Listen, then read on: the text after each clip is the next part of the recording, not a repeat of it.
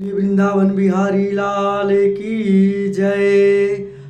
तो भक्तगणों, हिंदू धर्म में कार्तिक शुक्ल चतुर्दशी के वशिष्ठ महात्म दिया जाता है। वर्ष भर में एकमात्र यही तिथि ऐसी है जिस समय देवाधिदेव शिव और श्री हरि विष्णु का एक साथ पूजन किया जाता है। इस पर्व पर से जुड़ी पद्म पुराण की कथा के अनुसार देवसी एकादशी के दिन जगत पालन श्री हरि विष्णु सृष्टि संचालक कार्यभार भगवान शिव को सौंपकर चतुर्मास काल में योगिंद्र में चले जाते हैं। देवोत्थानी एकादशी के दिन चतुर्मास की निर्धारित अवधि पूरी होने पर श्री हरि विष्णु जब योग निद्रा से बाहर आते हैं तो एक ओर देवगण उनका स्वागत अभिनंदन करते हैं, दूसरी ओर स्वयं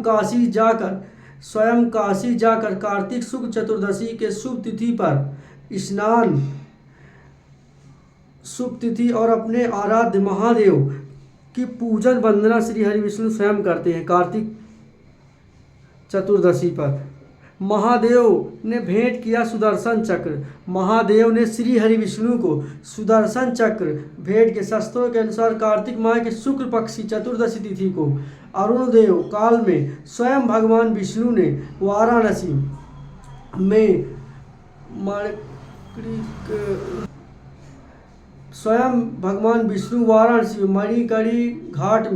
मणिकड़ी घाट पर स्नान कर पशुपत व्रत करके हजारों कमल पुष्पों से भगवान शिव का विशेष स्वरूप में पूजन अर्चना करते हैं। हजारों कमल के पुष्पों से महादेव भोलेनाथ का पूजन करते हैं। पूजन अर्चन करके संकल्प लिया जाता है। अभिषेक के बाद वह पूजन करने लगे तो शिव जी ने भक्ति की परीक्षा के लिए 1000 कमल पुष्पों से एक पुष्प कम कर दिया। भगवान हरि पूजन की पूर्ण आहुति के लिए जो ही 1000 कमल पुष्प चढ़ाने का यानी कि भगवान शिव ने श्री हरि विष्णु की परीक्षा लेने के लिए 1000 पुष्पों में से एक कमल का पुष्प कम कर दिया। तो जैसे जो ही 1000 कमल पुष्प चढ़ाने के प्रस्तुत हुए तो वहाँ पुष्प न पाकर उन्होंने सोचा कि मेरी आँखें श्री हरि विष्णु ने सोचा कि मेरी आँखें भी तो कमल के ही समान हैं, मुझे कमल नयन और पुंडरीक्ष कहा जाता है। यह विचार कर जो ही भगवान विष्णु अपनी कमल समान आँखें चढ़ाने को प्रस्तुत हुए, भगवान शिव उनके समक्ष प्रकट हुए। महादेव ने उनके पूजन से प्रसन्न होकर उन्हें उपहार में सुदर्शन चक्र भेंट किया। साथ ही वरदान दिया कि इस दिन जो भक्त पहले भगवान विष्णु और फिर उनकी पूजा करेगा उसे मृत्यु के बाद भगवान विष्णु के वैकुंठ धाम में स्थान मिलेगा। यानी कि इस दिन पहले श्री हरि विष्णु और शिव की पूजा करने पर भगवान उसके मृत्यु के बाद भगवान विष्णु के वैकुंठ धाम में स्थान मिलेगा। ऐसा माना जाता है। तभी से श्री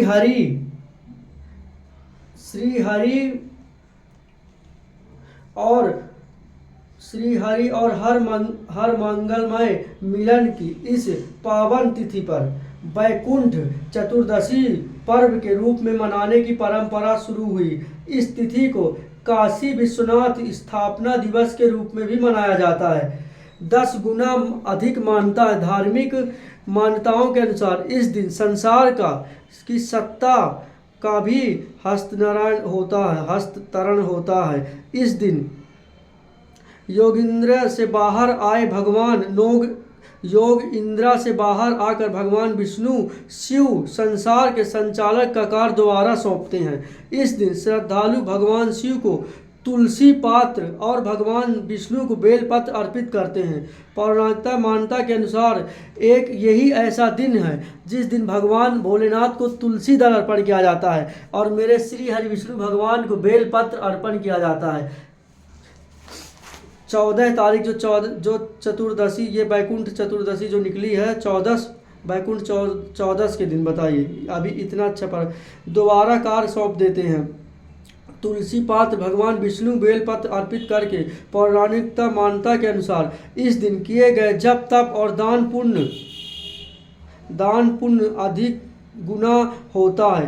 पूजा की विधि, जो श्रद्धालु इस दिन, यह पूजा की विधि सुनिए भक्तजनों, जो श्रद्धालु इस दिन सूर्य देव से पूर्व स्नान आदि वृत्त होकर पूजन वेदी पर गौ घृत का दीप जलाकर, गौ के घी का दीप जलाकर, अक्षत चंदन तुलसी और बिल्व पत्र अर्पित कर कमल के फूलों से श्रोत भक्त विधि से भगवान शिव और श्रीहरि विष्णु, मेरे श्रीहरि विष्णु को विष्णु संयुक्त रूप से पूजन करते हैं, उनके जीवन भर भगवत कृपा सदैव बनी रहती है और मृत्यु के बाद वैकुंठ लोक के अधिकारी बनते हैं। इस दिन श्रीमद् भगवत गीता और श्री सूक्त का पाठ भी विशेष फलदायी माना जाता है।